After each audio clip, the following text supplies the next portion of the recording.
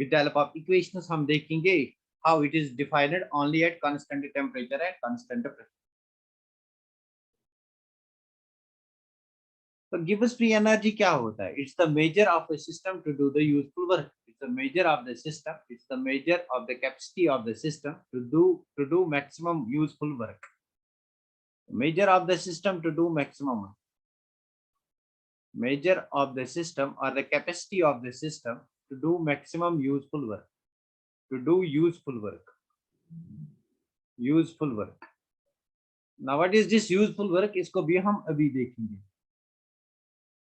To do useful work. तो sole criteria अगर हम देखेंगे फॉर स्पॉन्टेनिटी, ये जो गिब्स फ्री एनर्जी है डेल जी है, it is the sole criteria. Sole criteria मतलब इससे हम पूरी क्राइटेरिया निकाल सकते हैं for spontaneity. Spontaneity, these 3 points are important. ये आपको स्टेटमेंट बेस्ड क्वेश्चन पूछ सकते हैं.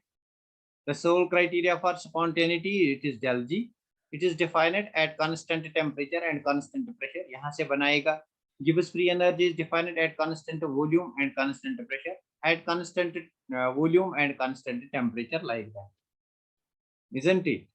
So हमारे पास जो एनर्जी की इक्वेशन है, energy is basically H. This H is equal to G plus Ts. This H is equal to G plus Ts. Now what is this H? H is energy. Enthalpy. Enthalpy is basically energy. This H is energy. तो यहाँ से आपको समझने की जरूरत है. This H is energy. It's equal to G. What is G? G is useful work. Gibbs free energy. What is Gibbs free energy? It is useful work. What is G? It is useful work. तो देखेंगे अभी कहाँ से निकलेगी ये useful work. Plus TDS or TS. What is this TS? It is the degree of randomness. मतलब this is degree of randomness. This is randomness. Randomness मतलब it is entropy. So basically ये जो एनर्जी ऑफ किसी system की energy जो होती है, it's equal to, एक तो इसका रेंडमनेस कितने आ गई प्लस यूजफुल वर्क. मतलब फॉर एग्जांपल मेरे पास कोई सिस्टम है, तो यहाँ से आपको समझने की जरूरत है. मेरे पास कोई सिस्टम है, इस सिस्टम में फॉर एग्जांपल कुछ मॉलिक्यूल्स यहाँ पे, इजंट इट? बताओ मुझे, अगर मैं इन मॉलिक्यूल्स की एनर्जी इंक्रीज करूंगा, व्हाट विल हैपन? पहले तो इनको वॉल्यूम यहाँ पे इंक्रीज हो जाएगा, मतलब यहाँ पे वर्क हो जाएगा. That's work of expansion, isn't it? That's work of expansion हो जाएगा, मतलब यहाँ पे एक्सपेंशन हो जाएगा, इसका वॉल्यूम इंक्रीज हो जाएगा, इजंट इट? तो नंबर सेकंड यहाँ पे क्या हो जाएगा, जब भी मॉलिक्यूल इस ऑर्डर्ड अरेंजमेंट से इस अरेंजमेंट में जाएंगे, मतलब डिसऑर्डर इंक्रीज हो जाएगा, मतलब रैंडमनेस भी इंक्रीज होगा. मतलब जो भी एनर्जी सिस्टम की है, it is made up of 2 components. It is the sum of 2 components. एक तो यहाँ पे जो वर्क यूजफुल वर्क है, एक यहाँ पे TDS है, दैट्स रैंडमनेस. इस यूजफुल वर्क को देखेंगे, ये एक्सपेंशन से कैसे यूजफुल वर्क बन गया, इस एक्सपेंशन से ये कैसे यूजफुल वर्क बन गया, इसको देखेंगे अभी. ठीक, तो उससे पहले हम देखेंगे ये जो G है. अब G को निकालो, G को यहाँ लाओ. G is equal to H minus TS. So what is Gibbs free energy equal to? G is equal to H minus TS. But in chemistry we cannot determine absolute value of G. We can determine change in G. So change in G, that is del G is equal to del H minus T del S. T del S. यहाँ पे आपके दिमाग में question आ सकता है कि S del T भी हो सकता है. हाँ, लेकिन हमने कहा कि it is defined at constant temperature and pressure, तो वो बात मैं अभी आपसे डिस्कस कर रहा हूँ. G is equal to H minus Ts, but its absolute value cannot be determined. Therefore, we take change in the Gibbs free energy, that is del G is equal to del H minus T del S. ये basically equation है जो आपको याद रखनी है. ये equation आपको याद रखनी है.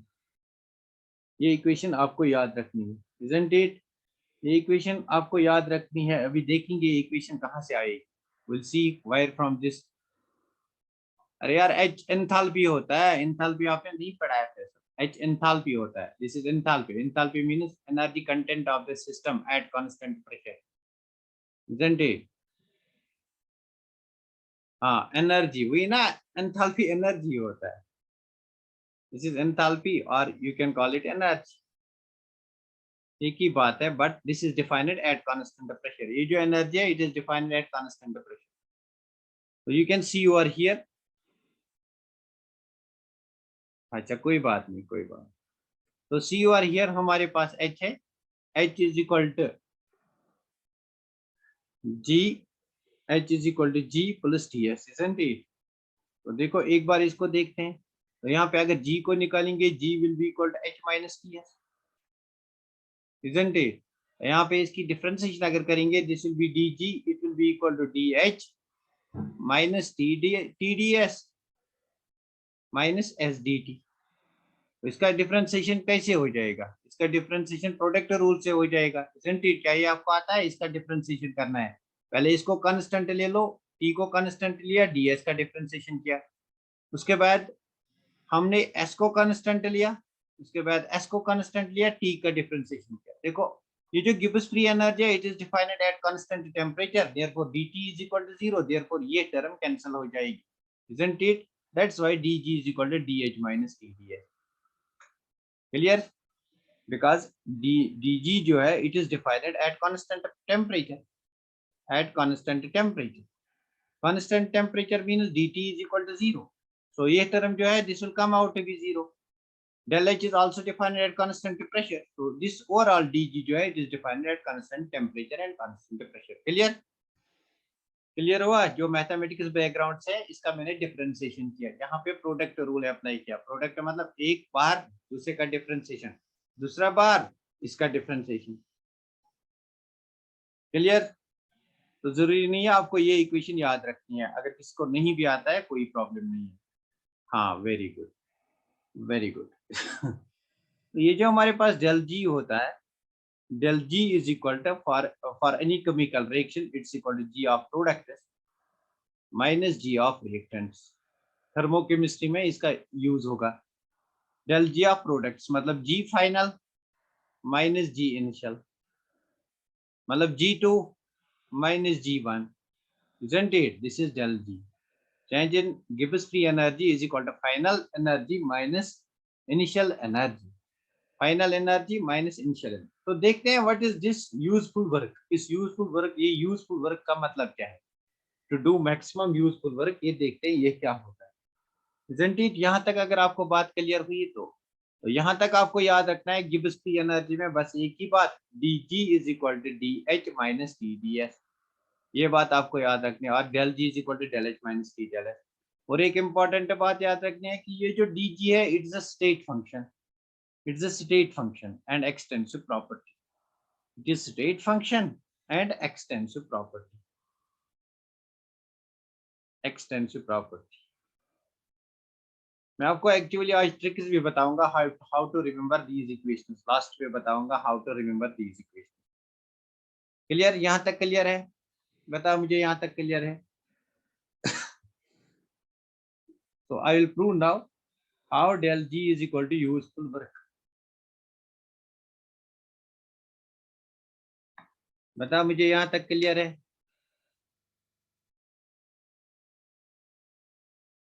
हाँ, तो जल्दी से बताओ मुझे, क्या यहाँ तक आपको क्लियर हो गया? हाँ, तो देखो next,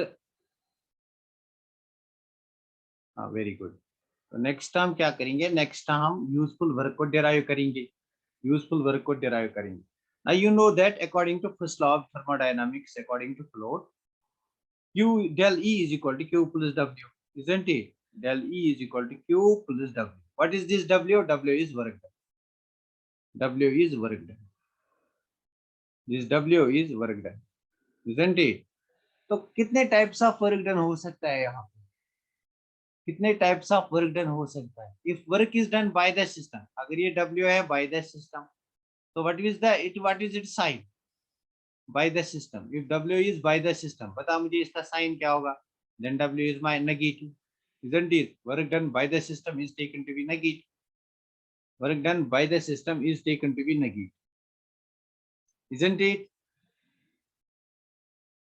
Work done by the system is taken to be negative. If work is done by the system, then W is equal to negative, because you know that during expansion work is done by the system and that is taken to be negative, that's minus P dV. According to Gibbs concept, when a system does work, it does two types of work.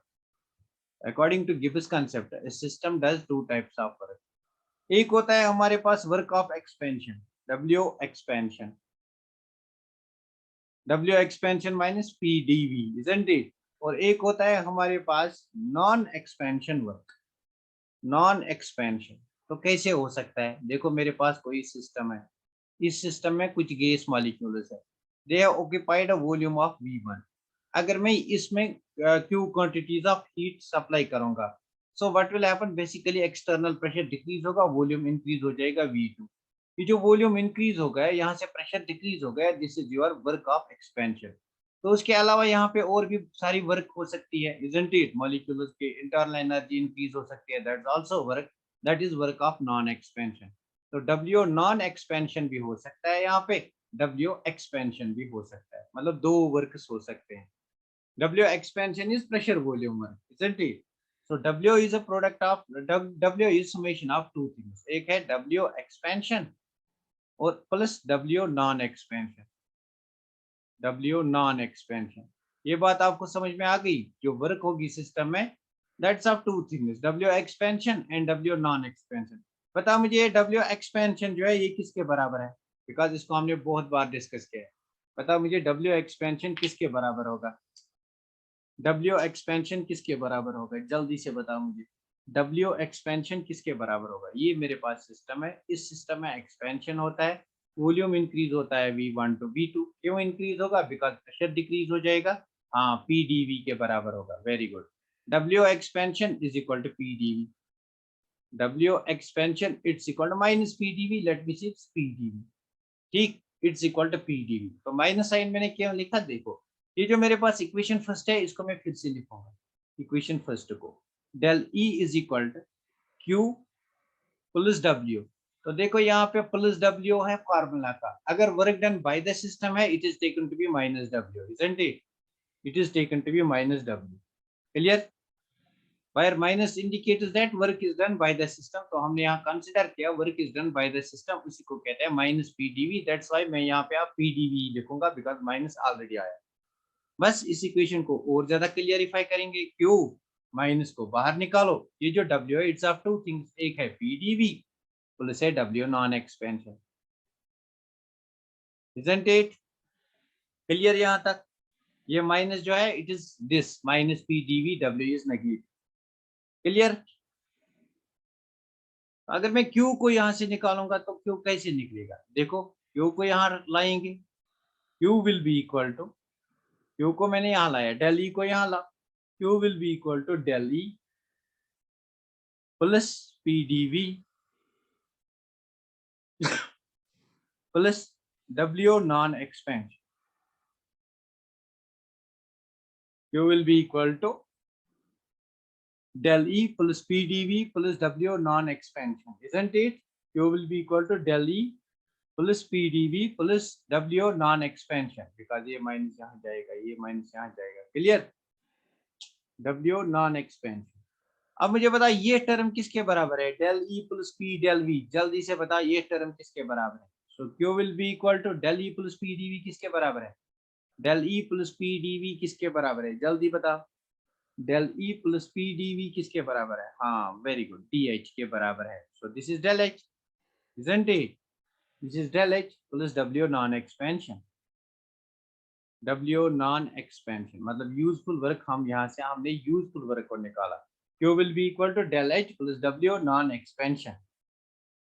अब you know from second law of thermodynamics, you know from second law of thermodynamics, del S is equal to Q by T, isn't it? So Q will be equal to T del S, इस T को यहाँ multiply करो, T del S, तो क्या मैं यहाँ इस Q के बदले T del S लिखूंगा, T del S is equal to del H plus W non expansion,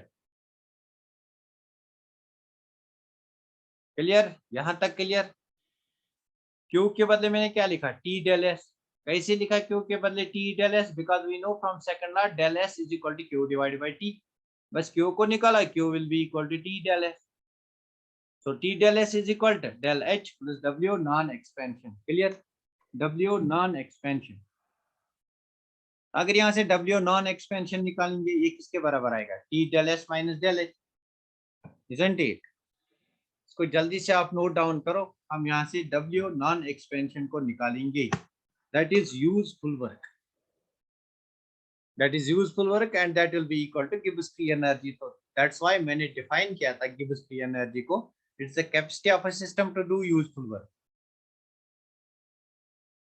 हो गया, आपने किया इसको नोट डाउन, इसको आपने किया note down, W non expansion will be equal to T del S minus del H, किया इसको नोट डाउन? हाँ, वेरी गुड, वेरी गुड, जल्दी से नोट डाउन करो, I'll give you one more minute, आप इसको नोट डाउन, थोड़ा सा इसको आपको रिवाइज करना है, बस थोड़ा सा रिवाइज करना है इसको, मतलब एक दो बार लिखना है, ये खुद ही याद रहता है. Let us take the next page, next page लेंगे, देखो हमारे पास जो W नॉन एक्सपेंशन होगा, W non expansion, it will be equal to T del S minus del H, isn't it? T del S minus del H, T del S minus del H, isn't it?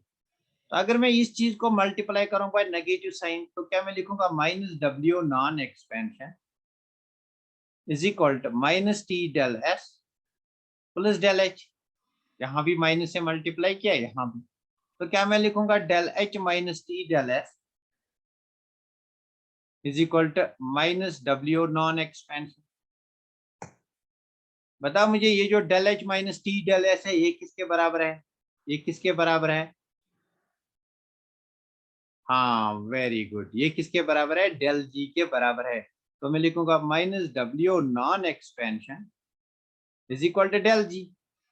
तो basically हमें W non expansion निकालना है, minus नहीं निकालना है, तो minus से फिर मल्टीप्लाई करो, वापस अपना माइनस लाओ. W non expansion is equal to decrease in Gibbs free energy. तो ये हमारी डेफिनेशन थी, जितनी भी डिक्रीज फ्री एनर्जी होगी that's equal to the non expansion work. उसी नॉन एक्सपेंशन वर्क को कहते हैं यूजफुल वर्क, इसी को हम कहते हैं यूजफुल वर्क. तो this is a very important relation, ये बहुत ही इंपॉर्टेंट रिलेशन है जो आपके एग्जाम में आ सकती है.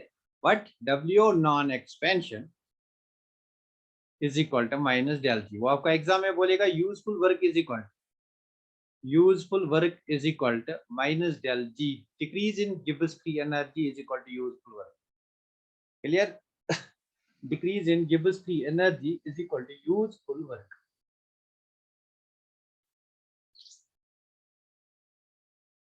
Clear? बताओ मुझे, ये बात क्लियर हुई सबको? अब एग्जाम में इससे क्या आता है वो हमें डिस्कस करना है. हो सकता है यहाँ तक कुछ एग्जाम में आए या ना आए, लेकिन जो मैं आप कहने जा रहा हूँ वो तो आना ही, उसको तो आना ही है. हाँ, very good. So this is how we define Gibbs free energy. ये एक्चुअली लॉजिक है Gibbs free energy का, कहाँ से आता है, कहाँ से Gibbs free energy आता है, इसको नोट डाउन करो. हम डिस्कस करेंगे criteria of spontaneity in terms of Gibbs free energy, criteria for spontaneity in terms of Gibbs free energy. हो गया?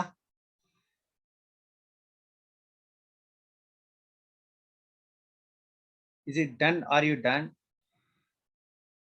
Are you done?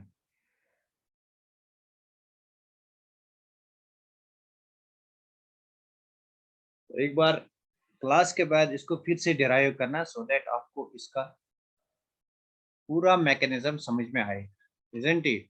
तो नेक्स्ट हम डिस्कस करेंगे criteria of spontaneity, criteria of spontaneity. Thermodynamics का last lecture है, अगर आप और 10-20 मिनट दोगे उसके बाद थर्मोकेमिस्ट्री है. तो criteria of spontaneity in terms of del G. तो हमारे पास जो रिलेशन है that is del G is equal to del H minus T del S. For any reaction to be spontaneous, for any reaction to be spontaneous, del G should be equal to negative. For any reaction, if del G is equal to 0, the process is at equilibrium. Because इसके बाद equilibrium chapter पढ़ना है, that's why आपको पता होना चाहिए del G is equal to 0. For non-spontaneous process, del G is equal to positive. isn't it? फिर इसको इलेक्ट्रोकेमिस्ट्री से भी रिलेट करते हैं। फिलहाल हमें यहाँ थर्मोडायनामिक्स की कहानी मालूम होनी चाहिए। तो देखो अब डेल जी को नेगेटिव बनाना है किसी भी स्पॉन्टेनियस प्रोसेस के लिए। क्या डेल जी नेगेटिव कैसे बनेगा? Tell me. Value of del G will depend upon value of enthalpy and value of entropy as well as upon temperature. So कोई भी प्रोसेस अगर स्पॉन्टेनियस उसको होना है तो कंडीशन क्या होनी चाहिए? Condition will depend upon enthalpy of the system, it will depend upon entropy of the system and it will depend upon temperature of the system. मतलब हमारे पास बहुत सारे कंडीशंस अराइज हो सकते हैं, इजंट इट? तो कौन कौन सी कंडीशंस अराइज हो सकते हैं? नाउ नेगेटिव है मतलब ये टर्म नेगेटिव है, और डेल एस पॉजिटिव है मतलब टी इंटू पॉजिटिव टर्म। बताओ मुझे, T into positive is equal to negative, मतलब ये भी नेगेटिव, ये भी नेगेटिव। नेगेटिव को नेगेटिव से जोड़ो तो overall value will be negative, चाहे टेम्परेचर कुछ भी हो, चाहे टेम्परेचर कुछ भी हो, isn't it? Means del G will be always negative in this case at all temperatures, at all temperatures, at all temperatures, isn't it? At all temperatures। बस ये इक्वेशन याद रखनी है, यहाँ पे कंडीशन अप्लाई करनी है।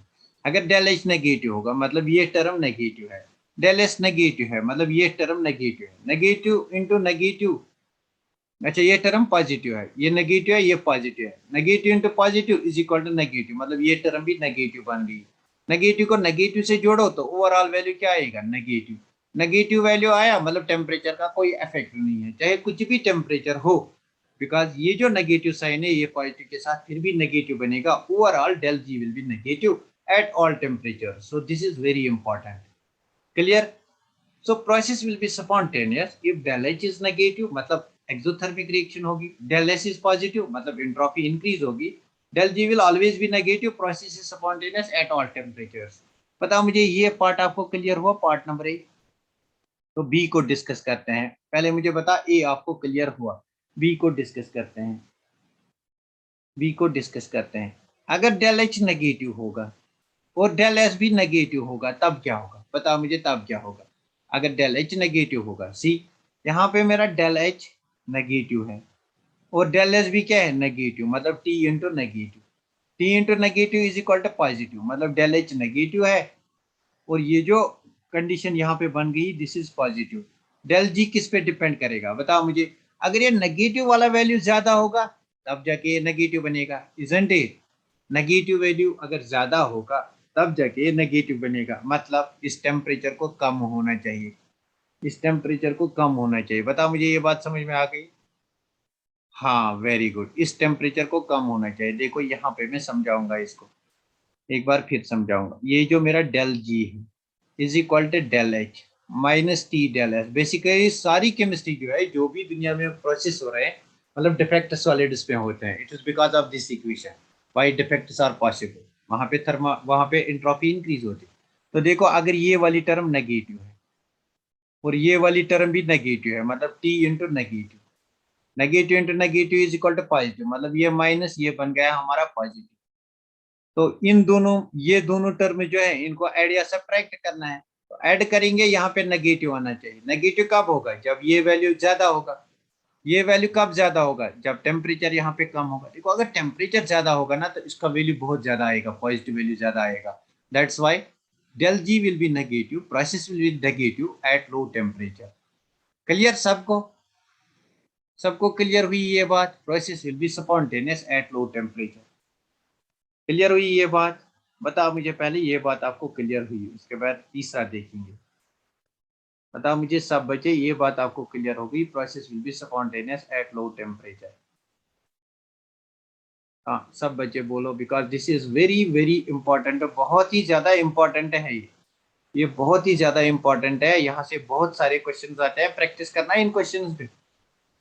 मैं दे दूंगा आपको प्रैक्टिस क्वेश्चन इस पे, वो प्रैक्टिस करना आप लोग।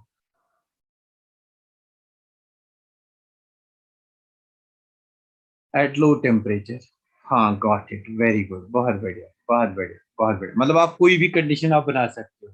लेट अस से हमारे पास तीसरी कंडीशन है, हमारे पास तीसरी कंडीशन है। अगर हमारे पास डेल एच पॉजिटिव होगा, अगर ये पॉजिटिव होगा और डेल एस नेगेटिव होगा, बता मुझे तब क्या होगा? See, del G is equal to del H minus T del S, isn't it? तो डेल एच हमारे पास ये पॉजिटिव है ये वाली टर्म नेगेटिव है, मतलब ये भी पॉजिटिव बनेगी। Positive into positive is equal to positive, मतलब डेल जी आपका पॉजिटिव बनेगा। Process will be non spontaneous, चाहे कुछ भी टेम्परेचर हो, non spontaneous at all temperatures, isn't it? आपका डेल जी जो है it will be always positive, that's process will be non spontaneous at all temperatures. Clear? Clear?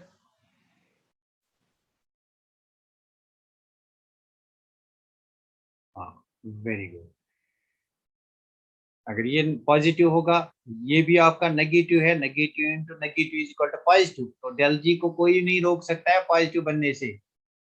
हाँ, that means process will be non spontaneous at all temperature. आएगा आप कोई भी factor अगर हो, आएगा आप कोई भी फैक्टर हो, तो ये वाला फैक्टर आप खुद से करना, D E F, D E F factor खुद से करना। मैं यहाँ पे आंसर भी दूंगा। अगर ये हमारा पॉजिटिव होगा, यहाँ पे डेल एच, यहाँ पे डेल एस, और यहाँ पे हमारा डेल जी, और यहाँ पे टेम्परेचर फैक्टर, यहाँ पे हमारा टेम्परेचर फैक्टर। अब सी मेरे पास जो कंडीशन है, that condition is this, positive, ये मेरे पास पॉजिटिव है, सॉरी ये मेरे पास पॉजिटिव है, ये भी पॉजिटिव है। बता मुझे डेल जी क्या होगा? ये पॉजिटिव है, ये पॉजिटिव है, डेल जी क्या होगा? तो del G is equal to del H minus T del S. ये पॉजिटिव है, इसको छोड़ दो, minus T into positive, T into positive is equal to negative, मतलब ये पॉजिटिव है, ये नेगेटिव बन गया। अब इसका वैल्यू ज्यादा होना चाहिए, कैसे ज्यादा होगा? At high temperature, so del G will be negative at high temperature, at high temperature. Clear? Process is spontaneous at high temperature, हाँ, process is spontaneous only at high temperature, isn't it? This process is spontaneous at high temperature because इस वाली term को ज्यादा होना चाहिए negative के लिए। तो ये टर्म कैसे ज्यादा होगी? जब आपका टेम्परेचर ज्यादा होगा, isn't it?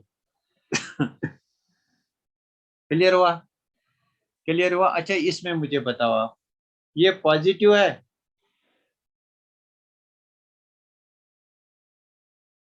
These are condition, ये मेरे पास पॉजिटिव है, ये नेगेटिव है, ये भी पॉजिटिव, ये मैंने किया पॉजिटिव पॉजिटिव, मतलब ऑलमोस्ट हमने सारे किए, अब आपको आएंगे, isn't it? Write down one more equation, one more equation जो हमें इक्विलिब्रियम में जरूरत लगेगी, del G is equal to minus R T L N of Q K equilibrium constant. This is actually del G nought. What is del G nought? Standard Gibbs free energy. Now what is standard Gibbs free energy? Standard condition पे free energy होगी, that is standard Gibbs free energy at STP. जो free energy at STP होगी, standard temperature pressure पे, that will be called standard free Gibbs free energy. ये हमें आगे equilibrium में इसकी नीड पड़ेगी, बस ये बात आप याद रखो। ना अब मैं आपको ट्रिक्स बताऊंगा, देखो, किसी भी प्रोसेस को स्पॉन्टेनियस होने के लिए मैं आपको कुछ ट्रिक्स बताऊंगा, उन ट्रिक्स को आप अगर याद रखोगे तो आपको थर्मोडायनामिक्स में प्रॉब्लम नहीं होगी। तो सब बच्चे यहाँ पे देखना, मैं कौन कौन सी ट्रिक्स बनाऊंगा, इस पे आप क्वेश्चंस करोगे, मैं आपको क्वेश्चंस दूंगा, आई होप कि आपको आप सब क्वेश्चंस आएंगे। तो देखो, मेरे पास जो थर्मोडायनामिक की इक्वेशंस है उनको मैं डिराइव करूंगा। तो यहाँ पे मेरा एस है, यहाँ पे पी है, यहाँ पे वी है, यहाँ पे टी है। इसको कहते हैं थर्मोडायनामिक स्क्वायर, इजंट इट? अगर याद रखना है, कैसे याद रखोगे? चलो मेरे नाम से याद रखो, Shaukat, personally very talented, very talented, लेकिन ऐसे याद रखना है, इजंट इट? याद रहेगा? शौकत पर्सनली वेरी टैलेंटेड, बताओ मुझे याद रहेगा? हाँ, याद रहेगा ये?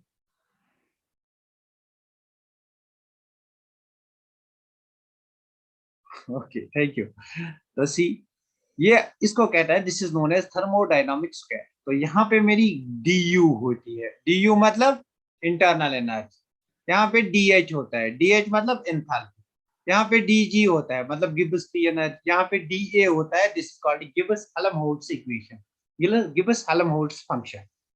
तो बस ये चार यहाँ पे S P we, S P T V है, SPVT, हाँ SPVTV होना चाहिए। यहाँ पे T, यहाँ पे V, यहाँ पे वेरी, यहाँ पे टैलेंटेड, वेरी टैलेंटेड, यहाँ पे T, यहाँ पे V, very talented, isn't it? इसको मैं नेक्स्ट पेज पे फिर बनाऊंगा। यहाँ पे SP, यहाँ पे T, यहाँ पे V। आप इसको याद रख सकते हो, इजंट इट? कैसे याद रखोगे? यहाँ पे शौकत, यहाँ पे पर्सनली, तो मुझे यहाँ से वापस जाना था, वेरी टैलेंटेड, इजंट इट? तो देखो यहाँ पे मेरी इंटरनल एनर्जी होती है, दैट इज DU। यहाँ पे इंथैल्पी होती है, दैट इज DH। यहाँ पे गिब्स फ्री एनर्जी होती है, दैट इज DG। यहाँ पे गिब्स हेल्महोल्ट्ज फंक्शन होता है, दैट इज DA। तो बस देखो यहाँ पे हमें DU लिखना है, हमने DU पढ़ा था या DE पढ़ा था, किसके बराबर होता है? तो सी, यहाँ पे एक एरो है, it is towards this V। यहाँ पे एक एरो है, इट इज टुवर्ड्स दिस। दो एरोज यहाँ पे हैं। अब देखना ये एरो किस साइड है, यहाँ पे एरो इस साइड है और यहाँ पे एरो इस साइड है। बस इतना याद रखना है, ये एरो आपको याद रखना है, एरो किस साइड है। यहाँ पे आप डायगोनल्स दो बनाओ, एरो इस साइड है V की साइड और एरो T की साइड है, बस काम खत्म। अब देखो यहाँ पे जो हमारे पास DU है, DU किसके बीच में आता है? S और V के बीच में, isn't it? ये DU है। तो आप देख सकते हो ये जो हमारा DU है किसके बीच में आता है? एक S के बीच में आता है और V के बीच में आता है, isn't it? तो इसका डिफरेंशिएशन करो, इसका डिफरेंशिएशन करो, मतलब it comes in between DS DV, isn't it? DU comes in between DS and DV। अब बता, S के अपोजिट क्या है? T, तो यहाँ पे T लिखो। V के अपोजिट क्या है? P, तो यहाँ पे P लिखो।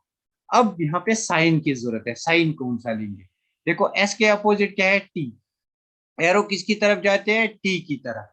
जिस तरफ एरो जाते हैं उसको पॉजिटिव ले लो, मतलब ये पॉजिटिव, isn't it? मतलब ये पॉजिटिव। अच्छा, P के अपोजिट क्या है? V into DS। S के अपोजिट क्या है? T। एरो किसकी तरफ जाते हैं? T की तरफ, सो P। अब देखो DV के अपोजिट क्या है? V के अपोजिट P है। एरो किसकी तरफ जाती है? V की तरफ, ना कि P की तरफ, therefore this is minus P dV। एक बार फिर बताओ, देखो ये जो हमारे पास DU, ये किसके बीच में आता है? S और V के बीच में। मैंने DU लिखा इसलिए इसको DS लिखूंगा, इसको मैं DV लिखूंगा। अब देखो DS के अपोजिट क्या है? T। एरो किसकी तरफ जाते हैं? T की तरफ, तो इट इज प्लस T। अच्छा, DV के अपोजिट क्या है? P। क्या एरो P की तरफ जाती है? नहीं, so it is minus P dV। Clear? ये हमारे पास इंटरनल एनर्जी की इक्वेशन आ गई। अब देखो DH निकालेंगे। बता मुझे DH किस किसके बीच में आता है? S और P। तो DH लिखा, इसको मैं DS और DP लिखूंगा, DS DP, isn't it? बता मुझे DS के अपोजिट क्या है? T। एरो किसकी तरफ जाते हैं? T की तरफ, so it is plus TDS। तो DP के अपोजिट क्या है? V। एरो किसकी तरफ जाते हैं? V की तरफ, तो it is plus VDP। Clear? बता मुझे ये बात सबको समझ में आ गई? बता मुझे ये बात सबको समझ में आती है? दिस इज ट्रिक, कैसे थर्मोडायनामिक इक्वेशंस को याद रखते हैं, समझ में आती है? जरा DG को लिखो, बताओ मुझे DG किस किस के बीच में आता है? DG P और T के बीच में आता है, मतलब DP DT। अब DP के अपोजिट क्या है? V। तो एरो V की तरफ जाते हैं, therefore it is plus VDP।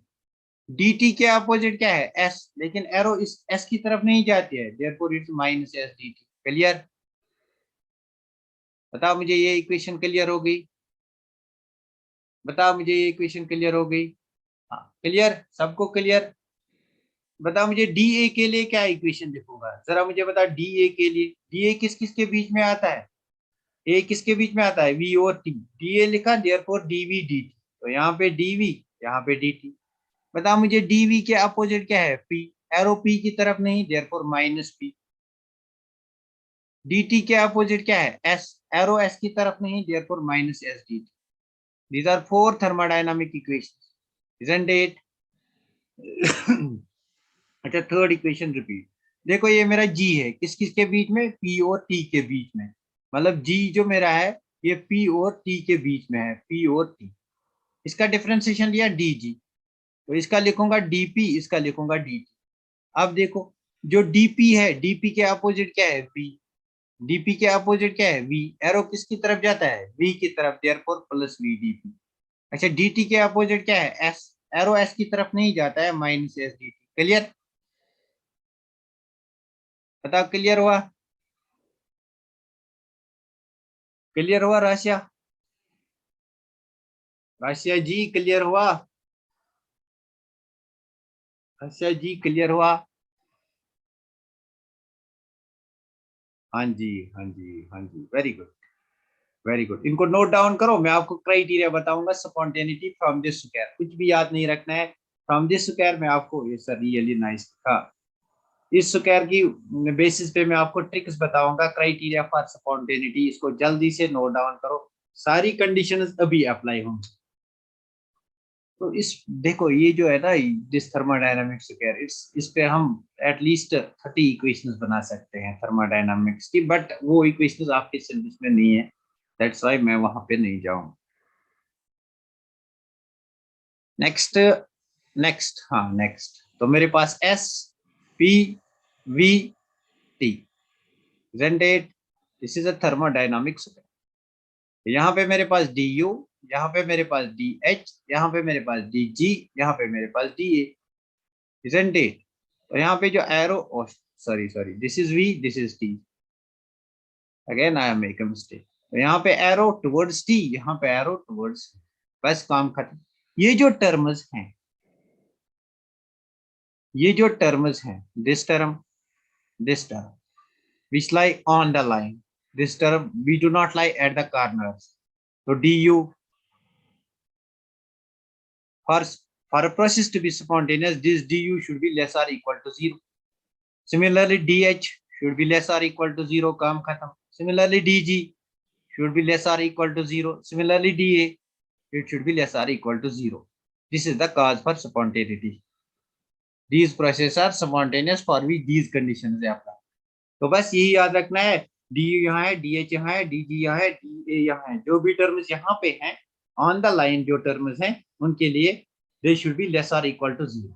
अब मुझे बता, डेल एस क्या होना चाहिए, डी एस क्या होना चाहिए, ग्रेटर और इक्वल टू 0, इजंट इट। तो ये वाली टर्म ग्रेटर और equal to 0, let me take a different thing, यार कौन सी कौन सी कौन सी कौन सी कौन सी कौन सी, let us take this, D S D P, corner पे जो है dt dv, they should be all, they should be all greater or equal to 0, मतलब dp greater than 0, dt greater than 0, dv greater than 0, equality sign भी लगा for reversible, irreversible and spontaneous process, this is spontaneity।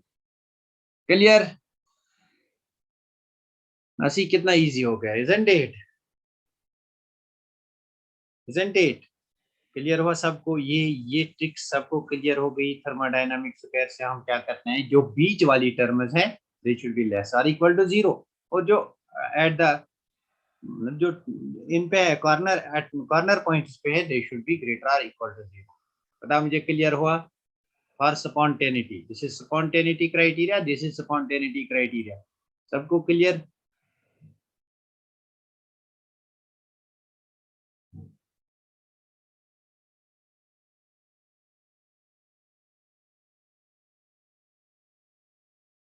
हाँ, सबको clear होना चाहिए।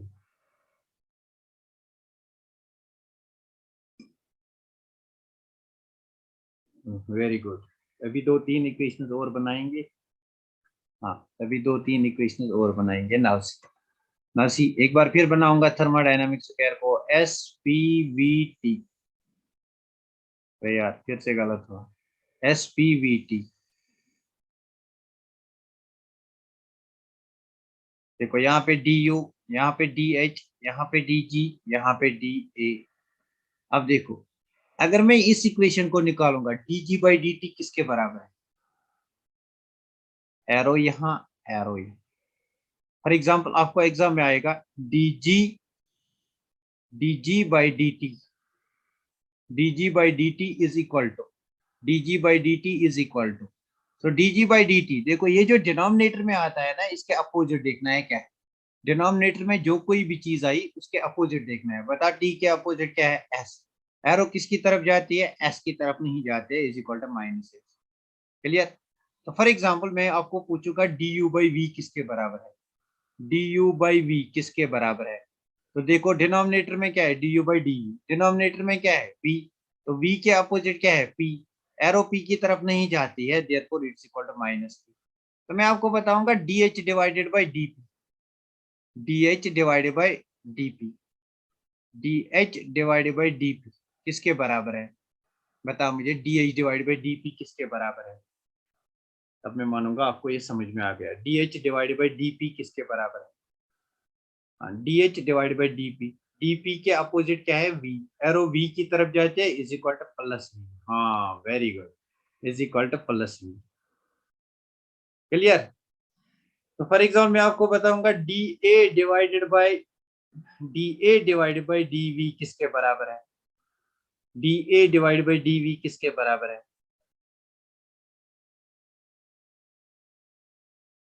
D A divide by D V किसके बराबर है।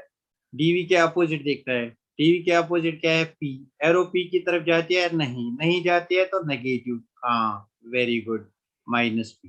ये आपकी थर्मोडायनामिक्स हो गई। बताओ मुझे किसको क्लियर हो गया थर्मोडायनामिक्स। यहाँ से आप एक और रिलेशन बना सकते हो, देखो S P V T, because ये थर्मोडायनामिक्स का लास्ट लेक्चर है, टीवी एस पी टीवी। ऐसी कुछ और रिलेशंस बना सकते हैं, D U D H D G D A.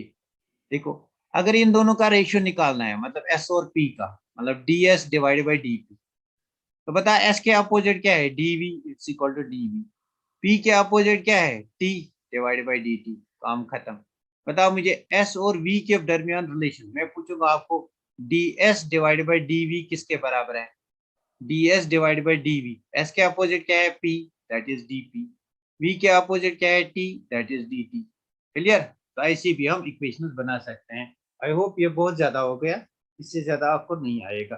तो हमने थर्मोडायनामिक्स को यहाँ पे खत्म किया, नेक्स्ट लेक्चर में हम थर्मोकेमिस्ट्री को डिस्कस करेंगे, उसमें 2-3 लेक्चर से फिर हमारी थर्मोडायनामिक्स खत्म हो जाएगी। Isn't it. तो बताओ मुझे कैसी लगी आपको ये ट्रिक्स कैसी लगी आपको।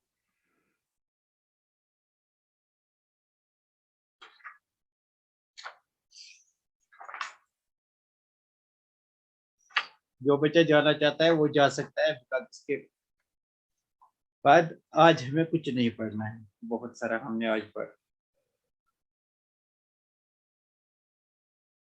प्रीवियस स्क्रीन का स्क्रीन शॉट नहीं लिया, प्रीवियस स्क्रीन का स्क्रीन शॉट नहीं लिया, कोई बात नहीं है। किसका लेना है, थैंक यू, अल्लाह हाफिज। हाँ किसका लेना है, इसका ले लो।